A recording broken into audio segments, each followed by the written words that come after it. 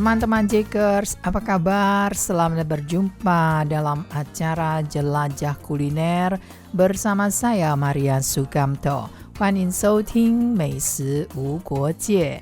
Ya, saya harapkan teman-teman Jakers khususnya semua sehat sejahtera selalu, jiwa dan raga. Hari ini saya mengajak Anda menjelajahi sebuah bahan makanan atau minuman yang menyegarkan dan sekaligus menyehatkan, yaitu cuka apel yang sering dipakai untuk mengontrol gula darah dan menurunkan kolesterol. Ya, betul. Hari ini kita akan membahas sesuatu yang sangat sederhana, mudah ditemukan di dapur, tapi sering diremehkan, yaitu cuka apel. Ya, saya sudah pernah membicarakan cuka dalam jelajah kuliner, tapi hari ini khusus saya mengajak Anda untuk menjelajahi cuka apel. Ya, Anda mungkin pernah dengar ya, orang mengatakan minum cuka sebelum makan bisa kurus, atau ada selebriti yang mengaku setelah minum cuka apel di pagi hari, ia menjadi kurus. Ya, tetapi artikel terbaru menunjukkan bahwa cuka apel tidak hanya bisa menurunkan berat badan, tetapi juga dapat membantu mengontrol gula darah dan menurunkan kolesterol. Nah, teman-teman, mari kita bahas dengan tenang dan pelan-pelan. Pertama-tama, apa sih sebenarnya cuka apel itu? Cuka apel adalah hasil fermentasi apel hingga menghasilkan cuka yang mengandung asam asetat, polifenol, dan pektin. Beberapa penelitian menunjukkan bahwa cuka, termasuk cuka apel, dapat membantu mengendalikan gula darah. Asam asetat di dalamnya dapat memperlambat proses penguraian pati menjadi gula, sehingga lonjakan gula darah setelah makan menjadi lebih landai. Dalam hal kolesterol, beberapa studi kecil juga menemukan bahwa cuka apel dapat membantu menurunkan LDL, yaitu kolesterol jahat, dan trigliserida dengan cara meningkatkan metabolisme lemak. Lalu, kapan waktu terbaik untuk minum cuka apel?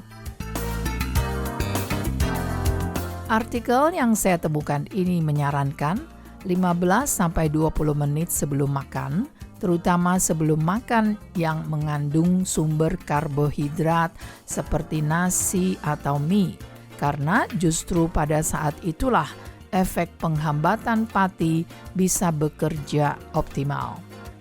Nah, takaran yang dianjurkan adalah 1-2 sendok makan per hari, yang harus diencerkan dengan air minimal 200 cc. Jadi 1 gelas kira-kira ya. Jadi tidak dianjurkan meminumnya secara langsung karena dapat mengiritasi lambung dan merusak enamel gigi. Jadi kalau saya meminum air yang sudah mengencerkan cuka, walaupun sudah encer, tetap setelah minum saya akan menggosok gigi. Ya, ketika membeli cuka apel, coba pilihlah yang rendah atau tanpa tambahan gula. Ya, di pasaran dijual cuka apel organik yang tidak ada gulanya, dan ini baru yang sehat. Karena beberapa produk komersial sering menambah gula agar rasanya lebih enak, tapi efek kesehatannya justru berkurang. Sebab kita minum cuka apel adalah untuk menurunkan gula darah, bukan?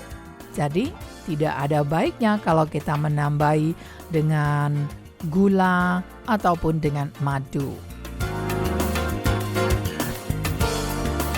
Teman-teman Jakers, meskipun terdengar menjanjikan, tetapi kita tetap perlu realistis. Karena banyak penelitian tentang cuka apel masih berskala kecil, serta efeknya bervariasi antara satu orang dengan yang lain. Cuka apel dapat menjadi pendukung, tetapi tidak bisa menggantikan obat atau saran dokter, terutama bagi yang memiliki masalah kesehatan metabolik.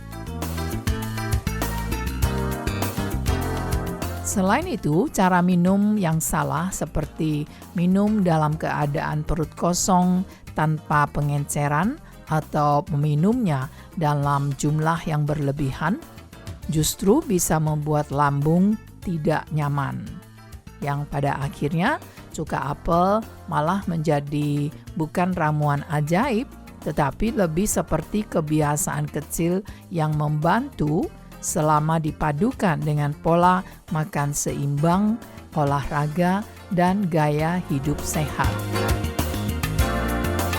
Nah, teman-teman, jika Anda ingin mencoba memasukkan cuka apel ke rutinitas harian, maka ada beberapa tips sederhana yang perlu Anda ingat, yaitu dosis dan pengencerannya. Seperti yang saya katakan tadi, antara 1-2 sendok makan per hari. Dilarutkan dalam minimal 1 gelas air yang ukurannya harus di atas 200 ml. Atau bisa Anda campurkan ke dalam air soda. Ya, dalam hal ini semuanya tidak ada gula dan tidak boleh ditambah dengan madu sekalipun. Dan kapan waktu yang terbaik? Yaitu 15-20 menit sebelum makan, terutama sebelum makan yang mengandung karbohidrat. Kalau saya biasanya sebelum makan siang atau sesudah makan siang dan meminumnya, karena kadang kalau lambung kita kurang beres, maka lebih baik diminum sesudah makan. Sebab kalau sebelum makan, terutama makan pagi, malah mungkin akan merepotkan lambung kita. Jadi sebaiknya diminum setelah pernah makan kenyang, misalnya telah sarapan, kemudian makan siangnya, boleh sebelum makan siang diminum, atau ketika makan siang sambil minum air cuka ini. Dan sebaiknya kita memilih produk cuka apel yang rendah gula, dan kalau saya yang tidak ada gulanya. Jadi kita bisa cek label, pilih yang tidak ada gulanya. Dan juga kalau Anda mempunyai sakit MAH, gastritis, gigi sensitif, atau sedang mengonsumsi obat-obat tertentu, maka sebaiknya konsultasikan dulu ke dokter. Jadi, ada sebuah prinsip utama. Kunci kesehatan metabolik tetap adalah pola makan seimbang, aktivitas fisik, manajemen stres, dan tidur yang cukup. Cuka apel hanyalah salah satu elemen kecil dalam keseluruhan gambaran tadi. Hari ini dari 1 botol kecil cuka apel, kita berbicara tentang sesuatu yang lebih besar, yaitu keinginan kita untuk hidup dengan lebih seimbang. Jadi tidak ada satupun minuman atau trik yang bisa menyelesaikan semuanya, tetapi kebiasaan kecil yang konsisten itu yang menuntun kita menuju kesehatan yang lebih damai dan stabil. Jadi saat Anda mencampur 1 sendok cuka apel ke dalam segelas air, coba tanyakan pelan-pelan kepada diri sendiri.